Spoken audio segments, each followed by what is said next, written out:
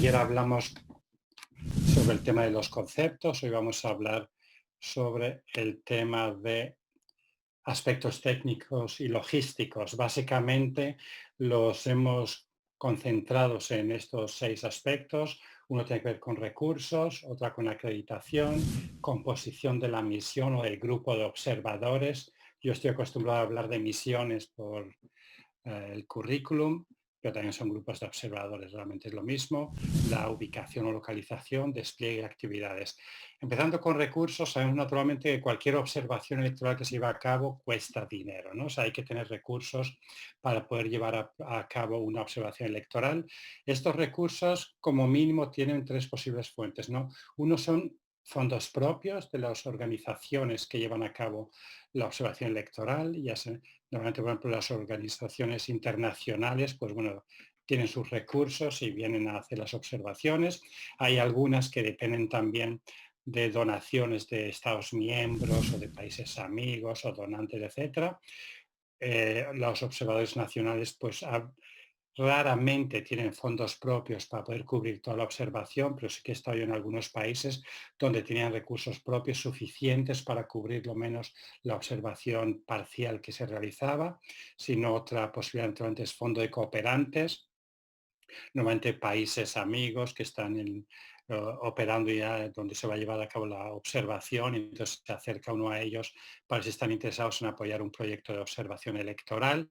Y por último también hay fondos privados, he estado en algunos países donde se acerca la organización de observación a las empresas privadas y estas están interesadas en apoyar. A veces está el apoyo a observadores nacionales está visto como algo que uno puede deducir de los impuestos, etcétera. Entonces también son fondos privados dentro del país que pueden apoyar. Entonces me repito, fondos propios que normalmente son muy poquitos y casi nunca permiten hacer una observación, digamos, amplia.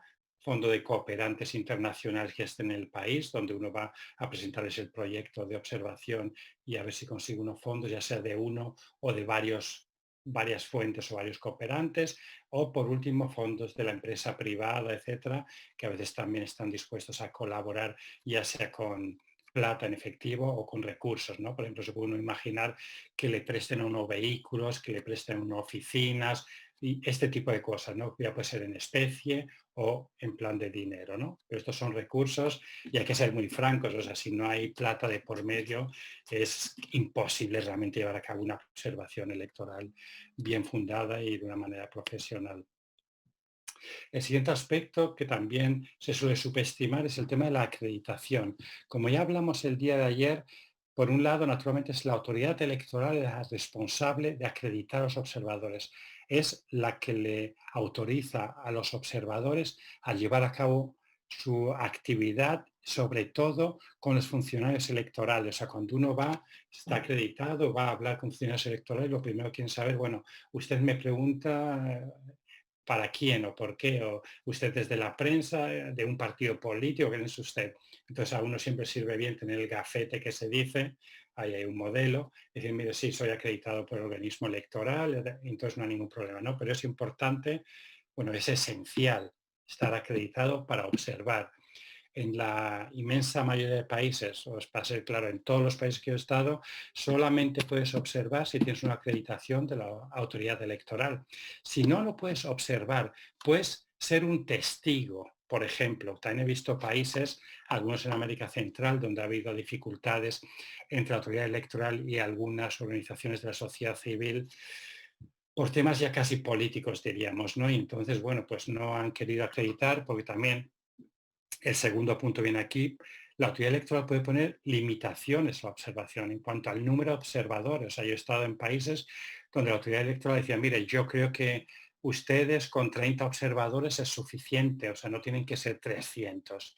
Y claro, ahí es cada organización que tiene que decir, bueno, uno va a poder hacer el trabajo que uno cree que es necesario con este número reducido y limitado o no.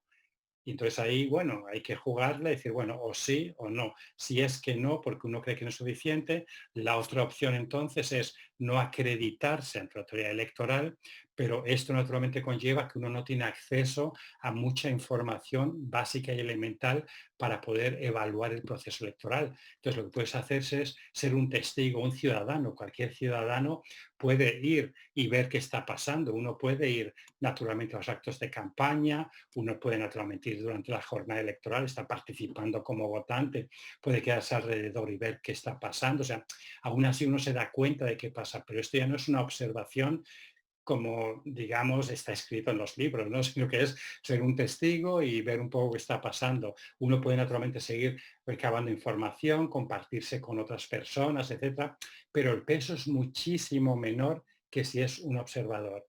Entonces, acreditación para poder ser un observador electoral, si no se es otra cosa, pero un observador.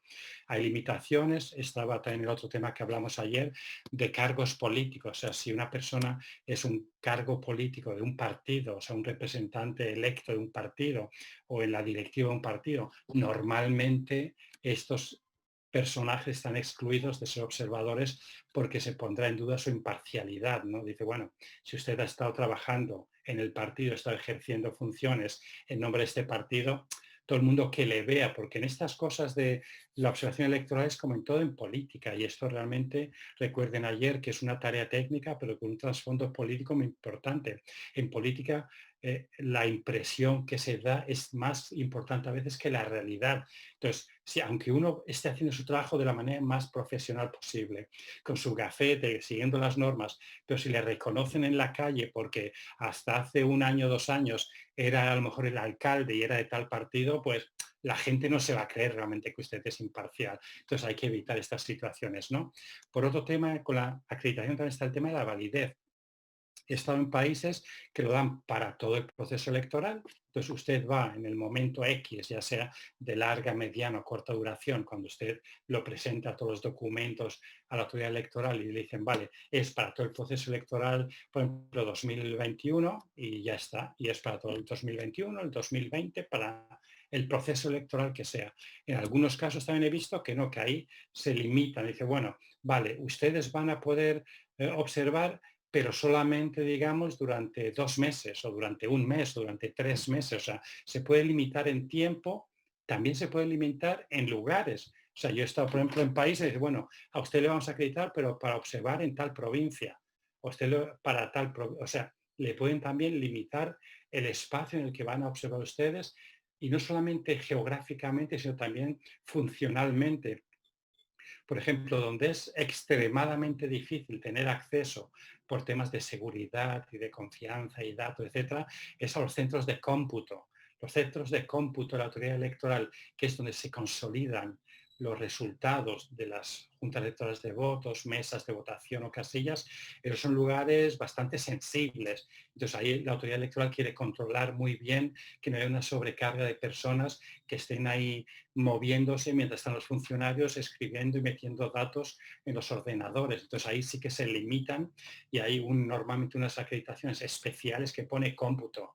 Entonces uno tiene la normal de observador y una específica para cómputo. Y estas son muy, muy raras que se den. O sea, hay también por temas ahí, como decía antes, ¿no? Del acceso y que es complicado. Y lo que quiero decir es que el trabajo administrativo para una organización es muy importante por el tema este de acreditar observadores. O sea, toma mucho trabajo, depende naturalmente de la autoridad electoral específica, pero normalmente hay que rellenar por cada observador un documento, ¿no? O sea, nombres, apellidos, residencia, número de cédula, de dónde va a observar, o sea, hay mucha información, la fotografía, fotocopia de la cédula de identidad, o sea, hay que juntar muchos documentos y entregarlos a la autoridad electoral para que ellos en base a esto puedan hacer la acreditación. Y también es importante saber dónde se acreditan, porque claro, a veces lo más fácil como organización es que se puede hacer a nivel descentralizado. Si los observadores están a nivel de provincias, por ejemplo, pues lo mejor sería para uno que la organización pueda ir a la cabecera provincial, a la oficina electoral de la provincia y ahí acreditar a los observadores que van a observar ahí. A veces esto no está permitido por la autoridad electoral, sino que está todo centralizado en la capital. Entonces tienen que mover como mínimo los documentos. A veces y esto ya complica mucho la situación, pero ocurre también, es que tienen que ir personalmente los observadores personalmente con su documento para firmar ahí un documento como que van a seguir todas las normas, etcétera.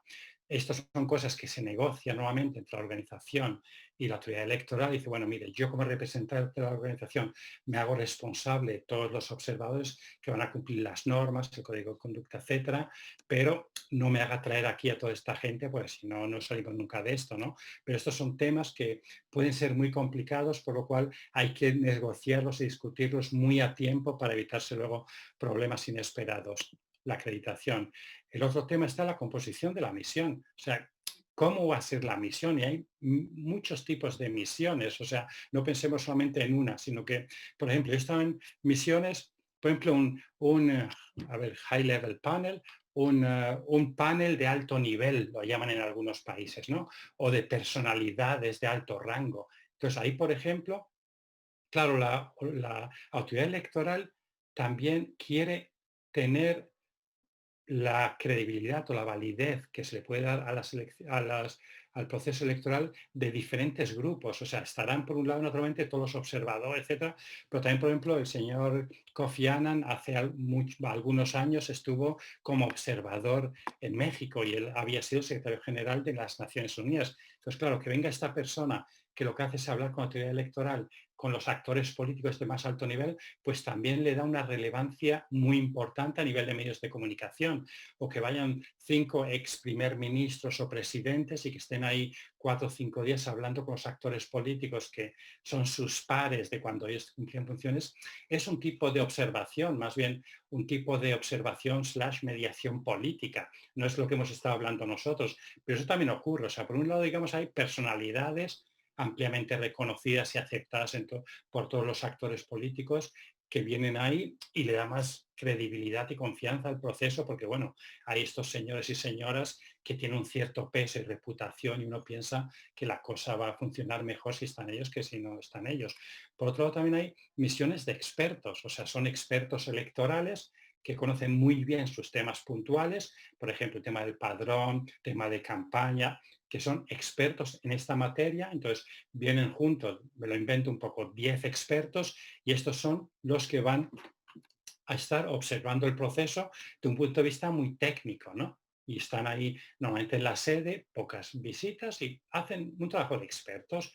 Luego está lo que ya conocemos más comúnmente, que hay expertos en diferentes áreas de fases del proceso electoral y además hay otros observadores de largo plazo que van al terreno a recabar información. Pero claro, los expertos se nutren de información. Una cosa es información que uno tiene de documentación, de prensa, etcétera, y otra cosa es documentación que los propios miembros de la misión pueden ir a recabar al terreno y alimentarte un poco para analizar tú las cosas. Por último, también están lo que comúnmente ocurre o que yo conozco es que hay misiones con expertos, gente en el terreno de largo y corto plazo. Por ejemplo, la mayoría de misiones que yo he estado está como este esquema aquí, que es de una misión clásica de la Unión Europea, está el jefe observador o el jefe de la misión, normalmente una personalidad política.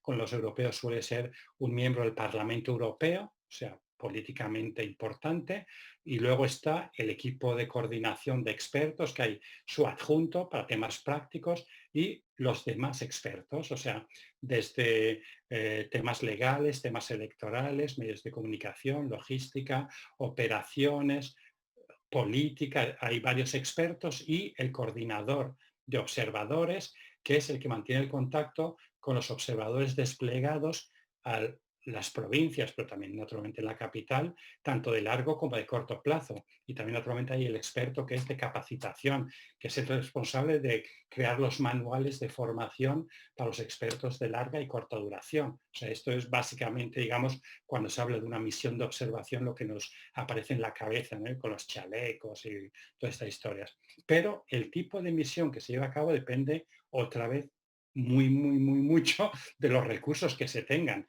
Si hay bastante plata y presupuesto, se puede hacer una cosa muy amplia con expertos, larga duración, corta duración, despliegue, etcétera. Si se tienen menos recursos, pero hay que empezar a recortar. Por ejemplo, los de observadores de corta duración, pues a lo mejor no hacen tanta falta. Los de larga duración también pueden observar la jornada electoral y traerán la información que traigan. O si no, a lo mejor ahorrar en despliegue en todas las provincias y tener solamente, por ejemplo, en 4 o 5 provincias y que estos sean móviles y se ocupen de 2 provincias. O sea, ahí hay que jugar un poco con los recursos que se tienen para ver qué tipo de misión se puede llevar a cabo. Esta es la composición. El otro tema está la ubicación, ¿no? Como he dicho también ya antes, una posibilidad es eso, si o hay pocos recursos o hay pocas personas, pues se está en la capital y desde la misma se observa el proceso y se despliega uno esporádicamente a varios lugares. O sea, por ejemplo, hasta un equipo de expertos, o sea, si son, por ejemplo, 10 personas, pues están los 10 y el coordinador en la capital y dicen, bueno, ahora que va a empezar, por ejemplo, la campaña electoral, estas 2 personas se van durante 2 días a esta provincia, los otros 2 a la otra, van, están un par de días, regresan con la información y se trabaja sobre eso. O sea, está todo el mundo basado en la capital y va y hace visitas esporádicas fuera de la capital. Otra, cuando haya más recursos, es que se abran oficinas regionales o provinciales, que son más todavía. Más provincia, menos región y si no, pues solamente la capital. Pero entonces, claro, hay muchísimo más gasto en infraestructura y despliegues de los observadores. Ahí entonces normalmente si son de afuera, alquilar oficina, etcétera, o si son observadores nacionales, ver qué organizaciones les pueden prestar espacios para oficina, donde pueden conseguir otros recursos, etcétera. Naturalmente que es mejor tener una presencia en el terreno permanente por el tema de los contactos locales. O sea, uno está ahí y uno tiene que crearse y ganarse la confianza de los actores políticos y sociales. Y esto se gana pues estando día a día con ellos, hablando, entendiéndose, tomándose el cafecito y poco a poco se crea una cierta confianza y entonces te explican muchas más cosas que si uno viene durante el día de la capital, estás 2 horas reunidos y te vas otra vez y le veo en un mes. O sea, eso es muy poco, digamos, la información real que te van a poder dar, ¿no? Temas también muy importantes son la comunicación, o sea, cómo se comunicarán los observadores dentro de la misión con la jefatura, la coordinación, etcétera. Hay varias posibilidades, desde muy, muy caras, hablando, por ejemplo, de teléfonos satélites y todas esas historias, a mucho más baratas, que son un teléfono con prepago y uno llama y envía SMS, o sea, y entre eso hay de todo, ¿no? O sea, hay que ver un poco estas cosas que tienen mucho que ver también con este otro punto, que es la seguridad. O sea, ¿cómo es la seguridad en el terreno para los observadores? Estuvimos hablando ayer, bueno, si hay lugares donde es obvio que no son bienvenidos los observadores, para empezar, pues, ¿para qué ir a esos lugares? O sea, mejor quedarse en otros sitios y observar donde a uno le aceptan, le quieren y le reciben como es debido, ¿no? O sea, si hay problemas ya per se, pues no, a no ser que uno quiera hacer un análisis específico de temas de seguridad, pues entonces ya son expertos de seguridad que van a hacer este trabajo, no es cualquier observador que va a ir y uno va a enviar ahí y que pase lo que Dios quiera. O sea, la cosa tiene que ser un poquitín más controlada, digamos, ¿no? El tema de la seguridad también, naturalmente, es costoso. O sea, hay que hacer, por ejemplo, formatos, eso hablaremos bastante más mañana, sobre de despliegue, desplazamiento, un formato avisar por la mañana antes de salir, al regresar de algunas visitas, o sea, todo esto tiene que estar bien encuadrado para que las cosas funcionen debidamente y si hay algún problema, pues uno puede reaccionar con la rapidez que esto requiere, ¿no? Esto es en cuanto a ubicación de la misión. El otro tema es el tema del despliegue. Bueno, ¿cómo van a desplegar los observadores en todo el territorio nacional? Una, digamos, la más fácil, es decir, bueno, pues igual por todo el país. O sea, si tengo 100 observadores y hay 10 provincias, pues 10 en cada una y aquí se acaba la historia. O sea, y entonces se mira, se habla con la gente, quienes quieren ir aquí o quienes viven ya aquí y ya está. Esa es una posibilidad, digamos, la más fácil, lo más seguro. La otra es cuando uno ya pondera por votantes, que le dará también pondera por mesas de votación o casillas, ¿no?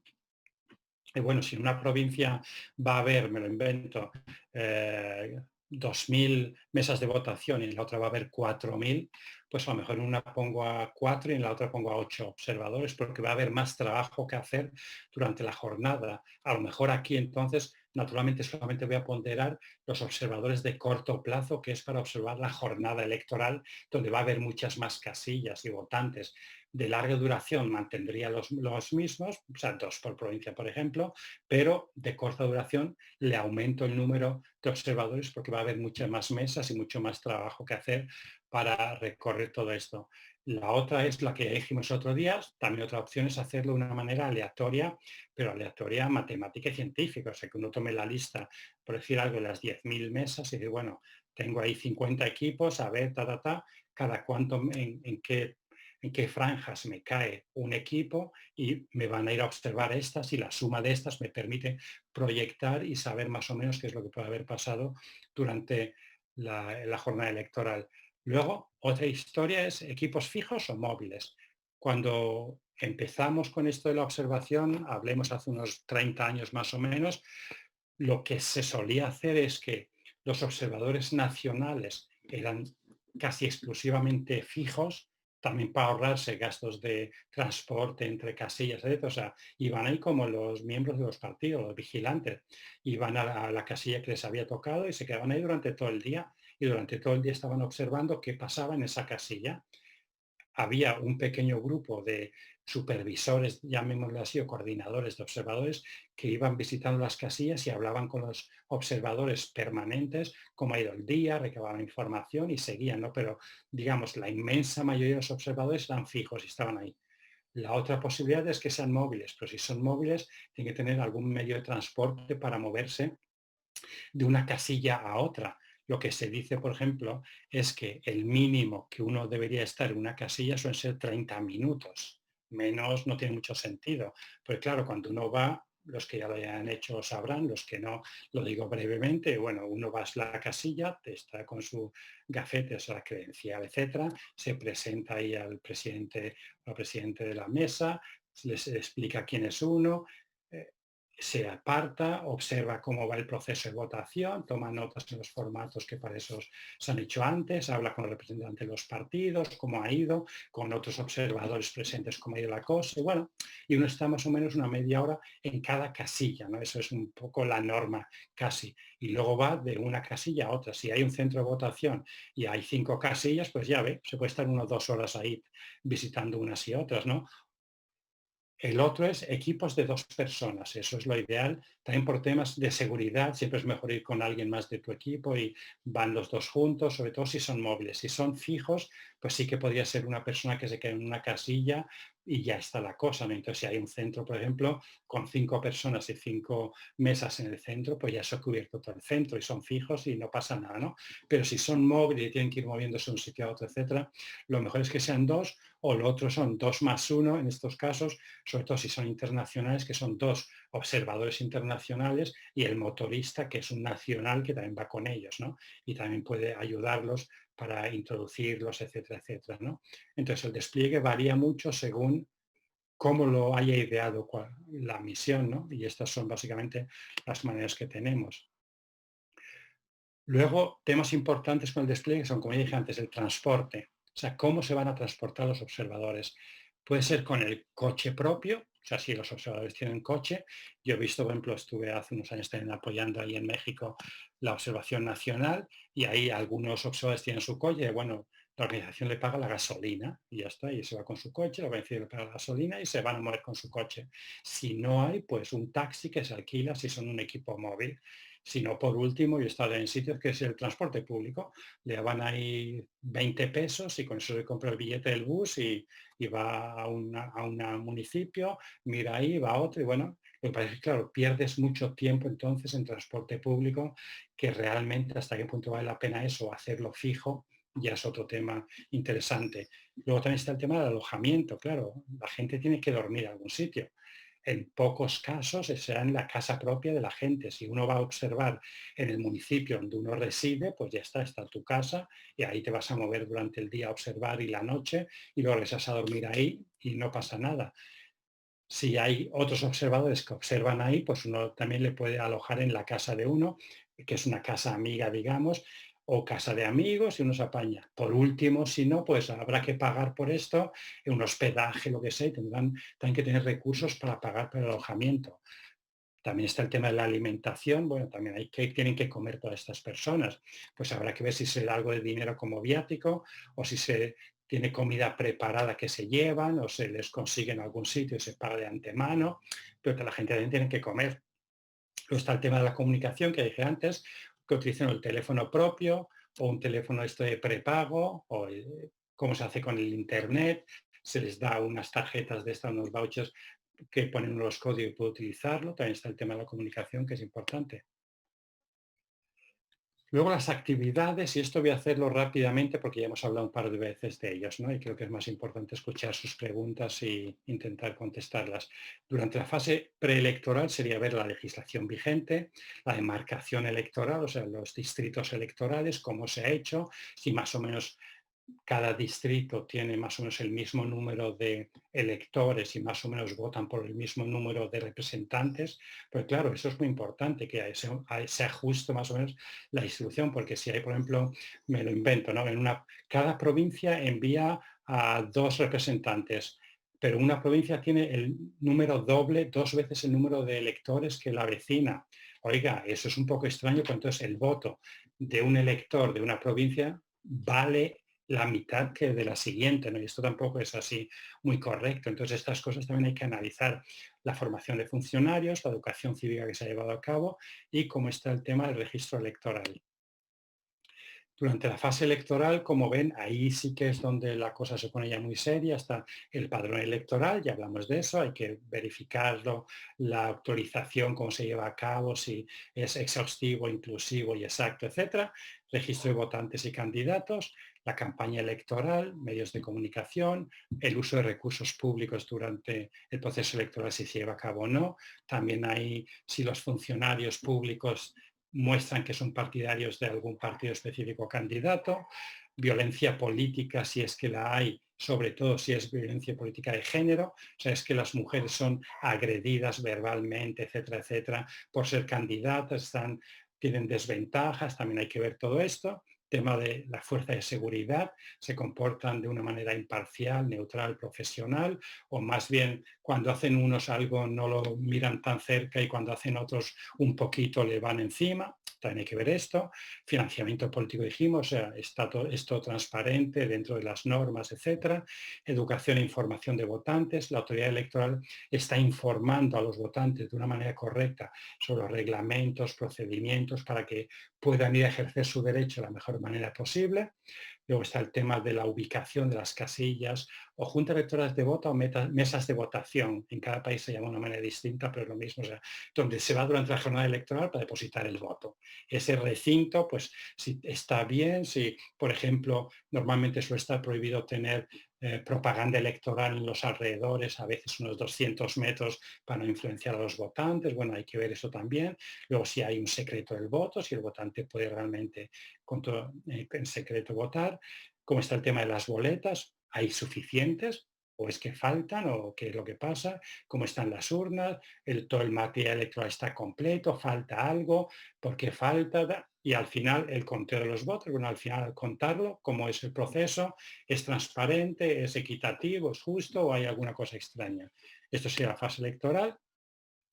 Y por último está la fase postelectoral, como hemos dicho, que es ya la consolidación de resultados en los centros de cómputo, la transmisión de estos resultados, ya sean preliminares o los finales, la publicación de los resultados, impugnaciones y recursos de los resultados y por último las recomendaciones que hará la misión de observación de cómo mejorar el proceso electoral en el futuro y también naturalmente la declaración que hará sobre el proceso, que es lo importante. Es que uno cree que el proceso electoral ha sido justo, ha sido transparente, ha sido creíble y es aceptable por la gente, sí o no. Entonces eso también tiene que tomarse en consideración.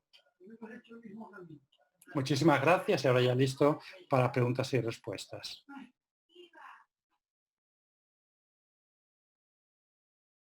Gracias, Francisco.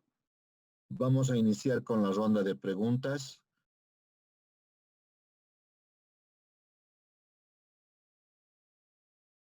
Bien. Oscar Gutiérrez pregunta, ¿qué fase o momento del proceso electoral es más riesgoso o vulnerable y por lo cual amerita centrar la observación electoral? Yo personalmente pienso que hay tres momentos claves, ¿no? O sea, uno es el padrón electoral para evitar exclusión de algunos ciudadanos y que no puedan participar en el proceso. O sea, yo creo que es el padrón electoral tiene que ser muy bien observado. Segundo, el registro de candidatos para permitir que todos los candidatos puedan tener un acceso correcto al proceso y que sean, y naturalmente el tercero es la jornada electoral, saber cómo se lleva a cabo la votación y después, si acaso, casi con esto va consolidación y transmisión de resultados, ¿no?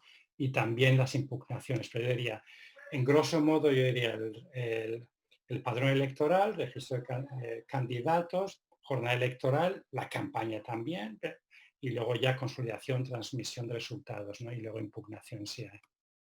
Gracias. Eduardo Leaño, en nuestro país actualmente un partido político se opone a que la OEA efectúe una observación electoral y sugieren que invite a la UNASUR. ¿Tendría la gentileza de explicar las diferencias entre un modelo de observación de la OEA y la de UNASUR? ¿Cuáles son sus objetivos, metodologías y cuál es la calidad de sus informes? A ver, las metodologías en principio no varían mucho. O sea, yo que he trabajado con muchas organizaciones internacionales, regionales, etcétera, no hay mucha diferencia. Si acaso hay algunas, lo único que yo puedo ver es que hay unos, por ejemplo, que lo que hacen es, como mencioné antes, que hay un jefe de misión que suele ser algún político veterano, etcétera. Luego hay expertos y luego hay observadores.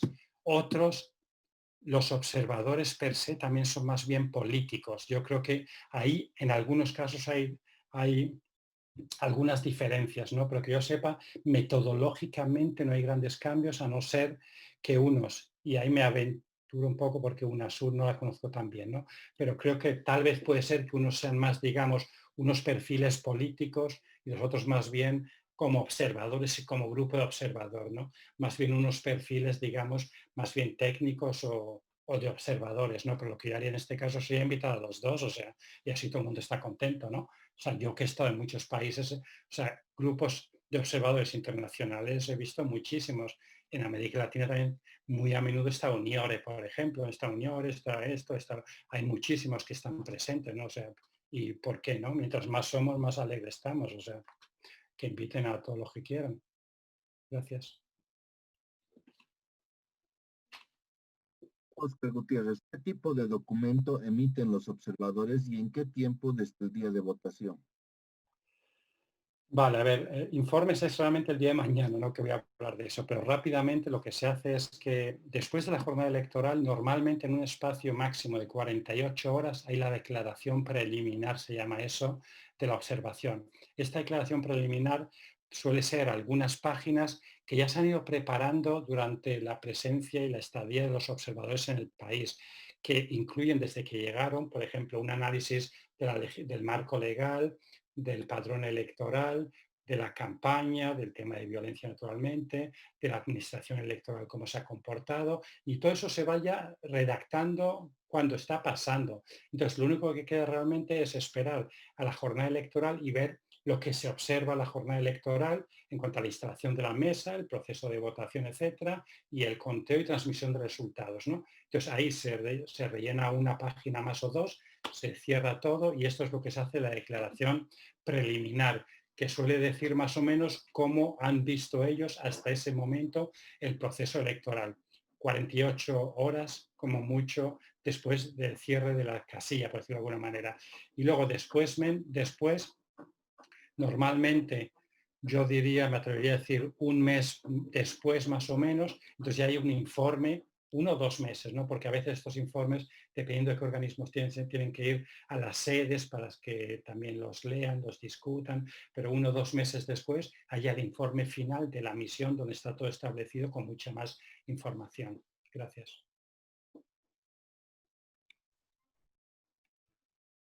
Buenas tardes, Mayela. Para ser observador hay que tener experiencia en procesos electorales. por ejemplo, haber trabajado anteriormente en dichos procesos? No, para nada. Es que si no, ninguno de nosotros seríamos observadores hoy en día. En algún momento hay que empezar a ser observador. Por eso yo también cuando lo hice la primera vez en el 89, tampoco lo había hecho antes. Para eso están las organizaciones que les capacitan a uno. Por eso es que es importante tener una sesión de capacitación y bastante sólida para explicar a los observadores su trabajo. Y por eso hay también diferentes tipos. Entre comillas, están los expertos, observadores de largo plazo y de corto plazo. Los de largo plazo sí que ya suelen tener experiencia de haber observado en algunos países, por ejemplo, en algunos lugares. Los de corto plazo son algunos muy novedosos que vienen por primera vez porque, bueno, porque quieren hacerlo, están interesados, disponibles, tienen la mejor voluntad del mundo y, ¿por qué no? A los de corto plazo los capacitan en la sede y están bajo la coordinación del de largo plazo. No, no, en algún momento hay que empezar a aprender en todas las partes, en todas las cosas de la vida, ¿no? O sea que no, no, que se puede empezar en algún momento y luego ya se tendrá experiencia. Gracias.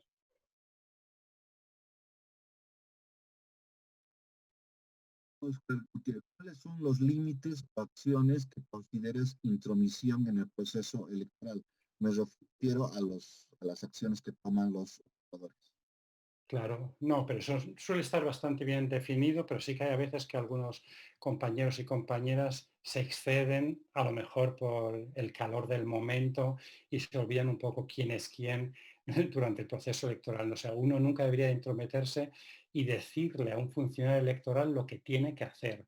Eso yo creo personalmente que está fuera de cualquier norma y es una de las causales posibles para que a uno le quiten la acreditación y le manden de regreso a su país si uno es internacional. O sea, no hay que intrometerse. Lo que uno puede naturalmente, si se ha capacitado bien y le han explicado bien y tiene los manuales de la autoridad electoral de procedimientos, cómo tienen que ser, etcétera, como le dije el otro día, si la organización decide que uno es un observador activo, en base a estos procedimientos y normas que hasta le entrega a uno la propia autoridad electoral, dice, mire, esto es cómo se va a llevar a cabo la jornada electoral, es esto. Y entonces uno ve esto y ve lo que está ocurriendo y si todo está bien, pues no pasa nada y perfecto. Si uno ve lo que está ocurriendo, tiene los procedimientos y hay diferencias, por ejemplo, ya le dije, una de las situaciones más comunes es que, por ejemplo, no se le revise el dedo si tiene la tinta indeleble o no. O sea, yo he estado en muchísimos lugares donde la gente va, ve la acreditación, etcétera, pero no le miran el dedo a ver si tiene tinta o no. Y bueno, entonces uno está ahí, como le dije antes, ¿no? Unos 30 minutos en total. Como mínimo también la norma es observar la votación de 3 personas para ver cómo es el proceso de 3 personas que llega, se acredita, le verifican, le dan las papeletas, se va, los toma, los bota, le regresa, le pone la tinta y se va. Y uno observa como mínimo, diría yo, 3 personas que hacen este proceso.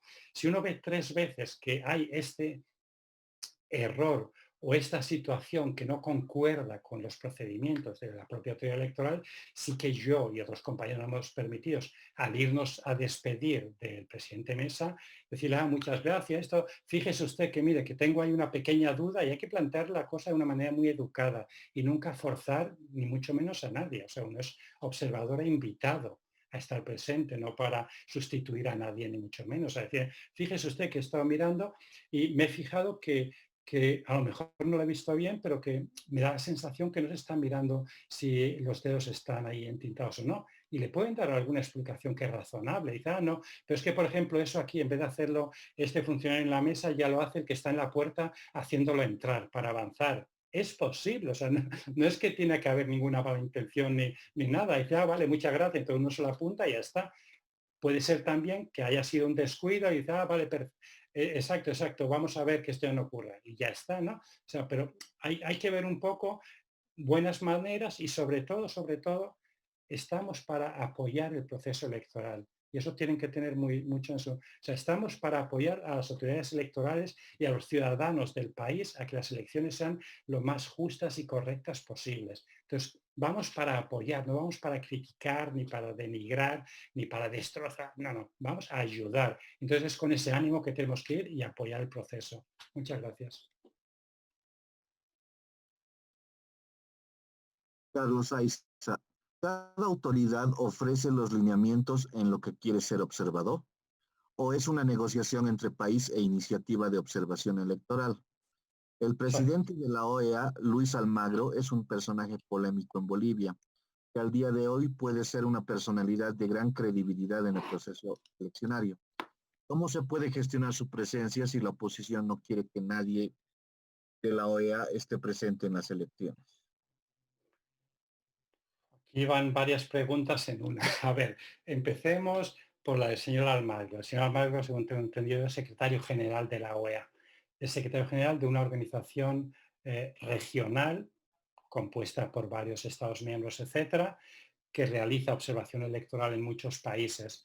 eh, Tienen un récord bastante amplio de estar haciéndolo urbi et orbi. Entonces, el señor Almagro normalmente no es el que va a venir como jefe de la misión de la OEA, eso es algún político de la región que lo designan, que él lo designa, pero él no viene a observar, observan, hay otro jefe de misión, expertos y observadores, etcétera, ¿no?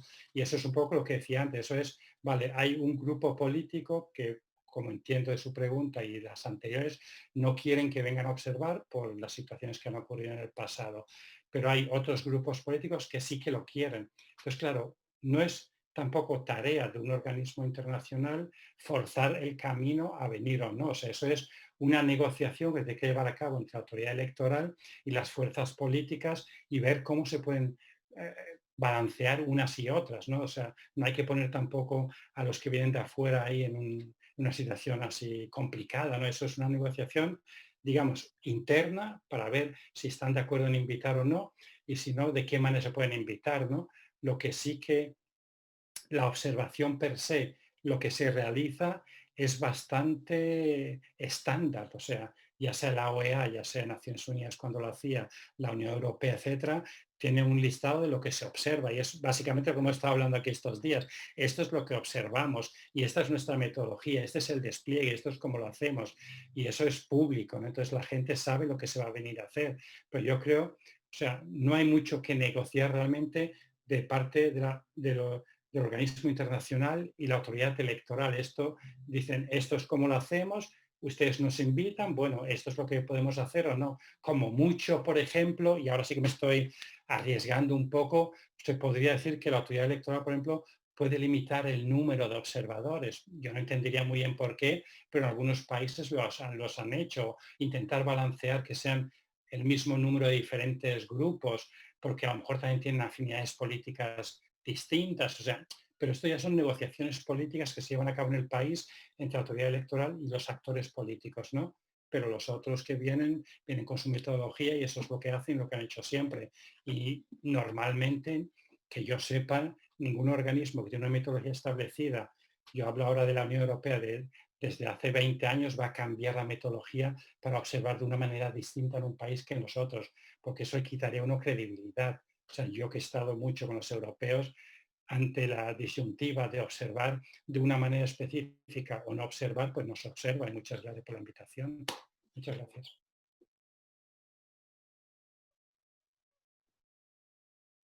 De Norma Montaño.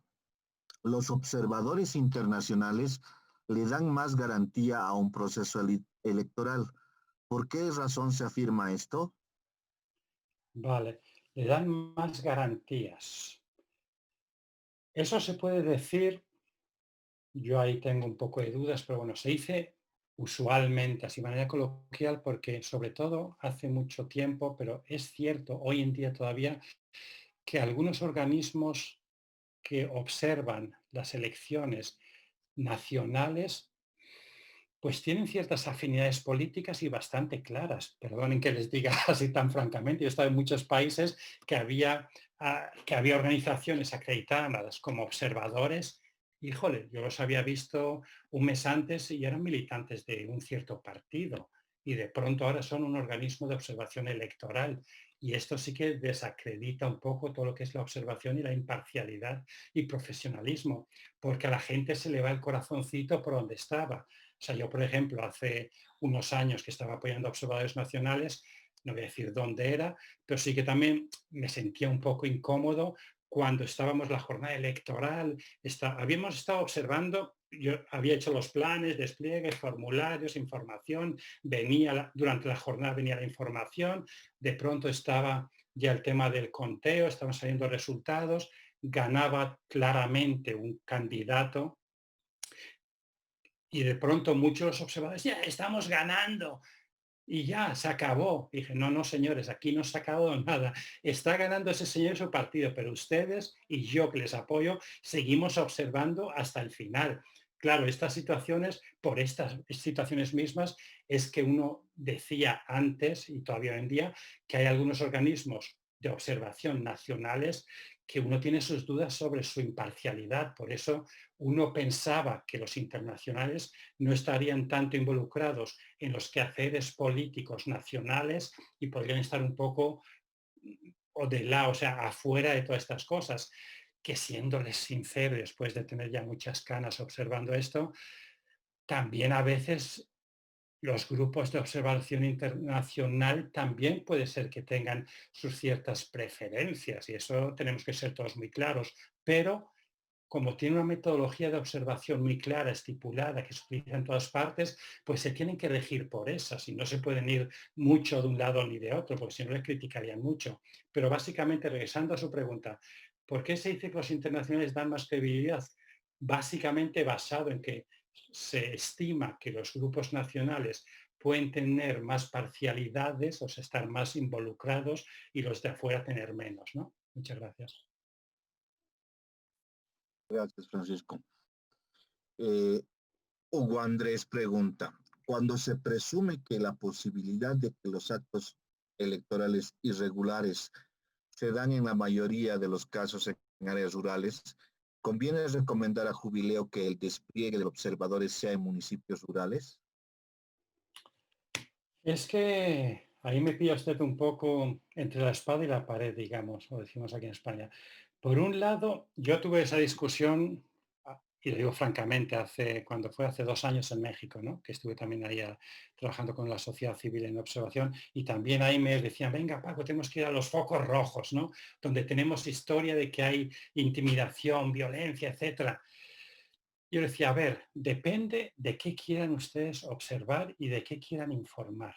Si ustedes están basando su despliegue y su observación en ir a lugares donde estiman que va a haber problemas, pueden hacerlo, pero esto no será lo que ha pasado durante la jornada electoral en México, por ejemplo. Será lo que ha pasado durante la jornada electoral en zonas rojas que ya se sabía de antemano que iban a ser problemáticas, pero la organización no puede salir luego diciendo el proceso electoral en este país, por ejemplo, en este caso en Bolivia, ha sido y el 80% son problemas y un 20% normal. Eso no es correcto, no es lo que se ha observado. Por eso que al final sí que se hizo como un híbrido también, decir, bueno, hay que observar un poco como mínimo en todo el país para tener una imagen de qué ha pasado en el país y si queremos focalizarlo más en algunas áreas donde estimamos que va a haber problemas, se hace también. Pero entonces, al informar hay que explicar eso. Hemos desplegado, por eso siempre cuando se hace la declaración esta, dice, bueno, la organización compuesta por tantas personas observó en tales lugares y de esto ha salido tal cosa, ¿no? O sea, hay que ser muy clara en las declaraciones. Yo personalmente pues no soy un gran amigo de ir exclusivamente a lugares donde puede haber problemas, porque a mí también me gusta decir que las cosas han ido bien en algunos sitios, ¿no? Entonces yo lo que prefiero siempre es balancear un poco, digamos, si me lo invento un poco, 70% en todas partes y a lo mejor un 30% donde uno estima que puede haber más problemas para enfocar en estos, ¿no? Pero solamente ir donde uno piensa que va a haber problemas, yo personalmente no lo recomendaría, a no ser que la organización decida que es esa información la que nos interesa. Bueno, pueden hacerlo, pero entonces no van a poder decir lo que ha pasado durante las elecciones en Bolivia. Van a poder decir lo que ha pasado durante las elecciones en zonas que ustedes ya estimaban que eran conflictivas, pero no en Bolivia en general. Eso es una decisión que tienen que tomar las organizaciones. Gracias. Gracias. Silvana Aguilar, si un observador ve alguna irregularidad en el proceso electoral en el día de la votación, ¿cómo debería proceder? A ver, eso es un poco, primero, depende de qué tipo de metodología ha decidido la organización. Si es una pasiva, pues uno observa la irregularidad, toma nota en el blog que uno tiene y ahí termina la historia. Y luego esta información pasará a la sede para evaluarla y para incluirla en el informe y se dirá que ha habido estas irregularidades. Esto es, como decíamos el otro día, la observación pasiva. Si es observación activa, que uno está también para apoyar y remediar situaciones, tiene que tener, uno, consideraciones con tema de la seguridad propia del observador. Por eso que siempre hablamos de observadores equipos de dos, o sea, que vayan dos personas. Por ejemplo, en algunos lugares también, o sea, yo sé y he estado donde fuera de las casillas, pues bueno, había una camioneta y cuando venía alguien de votar, pues abrían la puerta y ahí había billetes que salían. Uno creería que esto es una situación irregular. Entonces, claro, tampoco se trata de ir ahí a ver qué está usted haciendo, porque uno se arriesga a uno mismo y tampoco se trata de eso. Si acaso lo que uno tiene que hacer es alertar a los funcionarios electorales de esta situación, que es lo que yo...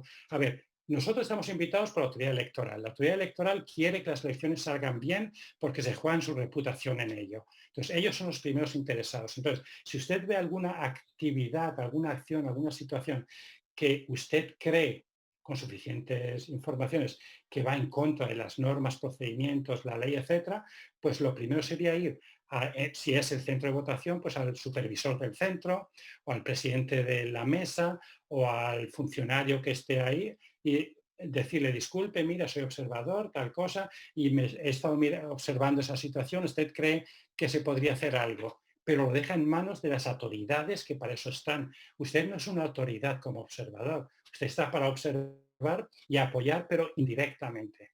Muchas gracias.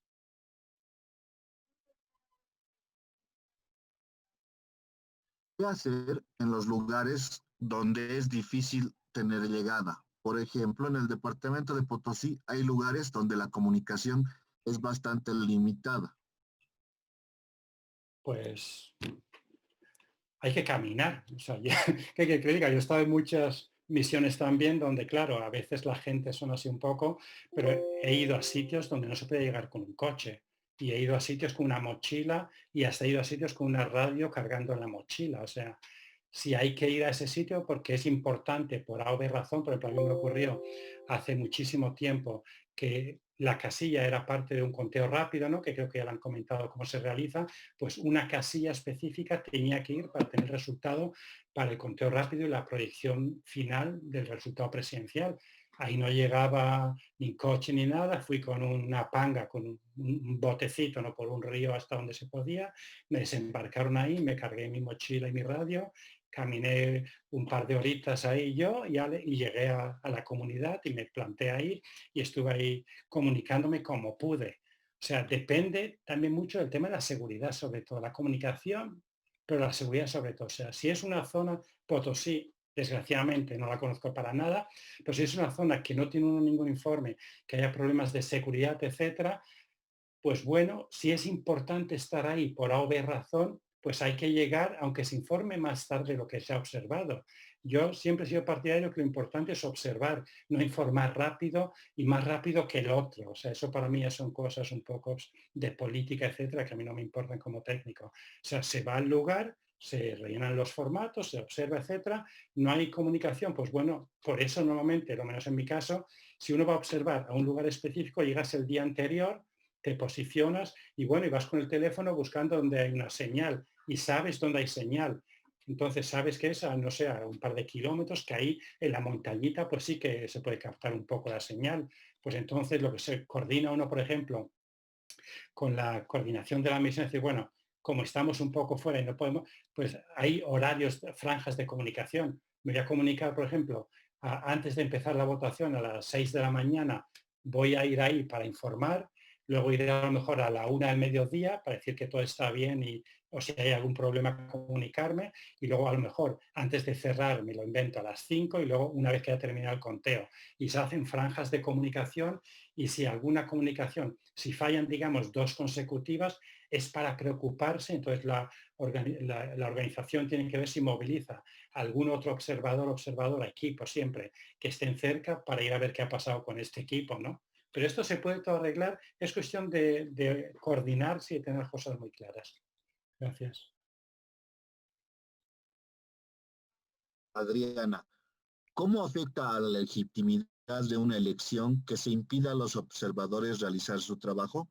¿Esto puede traer algunas sanciones a nivel regional o internacional para el país? No, no creo que esto pueda llegar a sanciones a niveles regionales o internacionales, a no ser,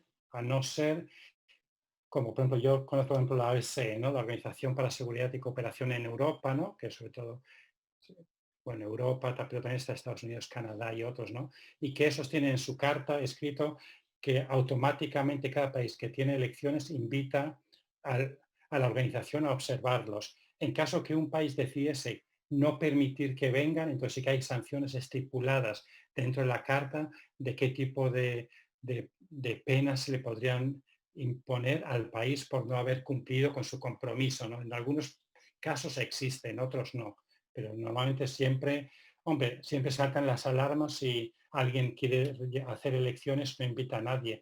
Lo que pasa es que realmente eso ya casi nadie lo hace. Lo que hacen ahora muchos, y siéndoles también muy franco, es que también hay grupos de observadores que se prestan a muchas cosas por dinero, digamos, ¿no? O sea, yo he conocido en algunos países a unos grupos que vienen, que uno no sabe muy bien ni de quién ni de dónde, que hacen una observación que uno no ve muy bien el sentido metodológico, saben con grandes declaraciones que todo ha sido perfecto, y uno que ha estado ahí durante 3, 4 meses dice, oiga, pues hemos estado en diferentes elecciones. O sea, normalmente lo que suelen hacer ciertos países no es que no invitan a observadores, sino que te llenan la observación de tantos grupos que al final el mensaje, digamos, profesional y crítico se diluye con los otros que dicen que todo ha sido perfecto, ¿no? Esa es la estrategia que se utiliza hoy en día, no la otra de prohibir ya.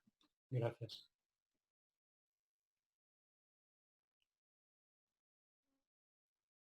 ¿Hay algún estándar o porcentaje mínimo de recintos que visitar de acuerdo al total de la población? Me refiero al día de la elección. Estamos complicados.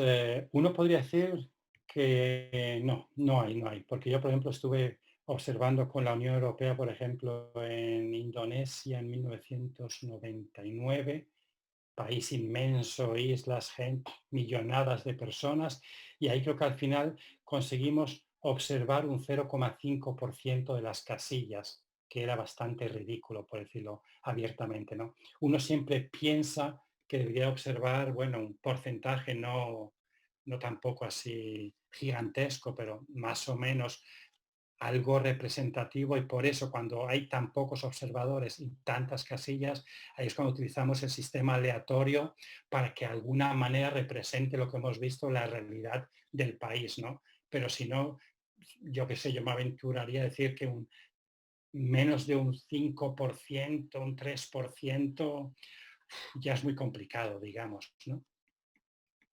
Gracias. ¿Considera el expositor que el país anfitrión del proceso electoral debe cubrir con los costos de transporte, alimentación, etcétera, de los observadores electorales? No, para nada, porque eso podría dar la imagen de que uno ya no es independiente. Sí que es, por ejemplo, ocurre el caso, ¿no? En algunos países, yo estuve en África también observando en varios lugares, y ahí, con toda la buena voluntad, ¿no? Por ejemplo, caso concreto en Argelia, ¿no? Estuve en Argelia hace ya 20 años, lo que sea, también observando con Naciones Unidas en este caso, coordinando observadores, ¿no? Y también ahí el gobierno muy amablemente se ofreció a cubrir los gastos, sobre todo de alojamiento, por ejemplo, ¿no? Los observadores internacionales vinieron de diferentes grupos, ¿no? De la Liga Árabe, de la Unión Africana, de coordinados nosotros con Naciones Unidas, etcétera, y decían, mire, tenemos, también por temas de seguridad de esa época estaba la cosa un poco complicada, ¿no? Mire, tenemos este gran hotel, Al Orasi se llamaba, gigantesco, muchísimas habitaciones, lo hemos reservado para ustedes, vengan, quédense, no les cuesta nada. Por una cuestión de principios, nosotros dijimos, lo sentimos, pero esto podría dar una impresión de que no somos imparciales y que nos están comprando, no seamos serios.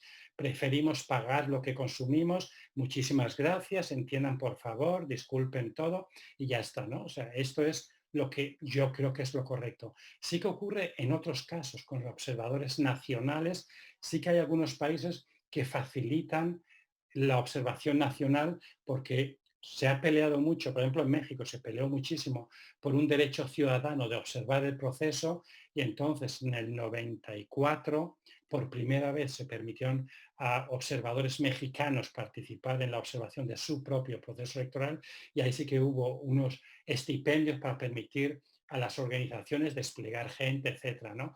Eso para la inmensa mayoría de observadores de afuera les parece muy extraño, ¿no? Porque sí que da la impresión de que si te pagan es para que luego hables bien de ellos, ¿no? Entonces, claro, esto es un poco complejo, ¿no? Por eso depende mucho de la situación, pero lo primero que yo respondería sería mejor, ¿no? Para evitarse problemas de credibilidad propia de la organización.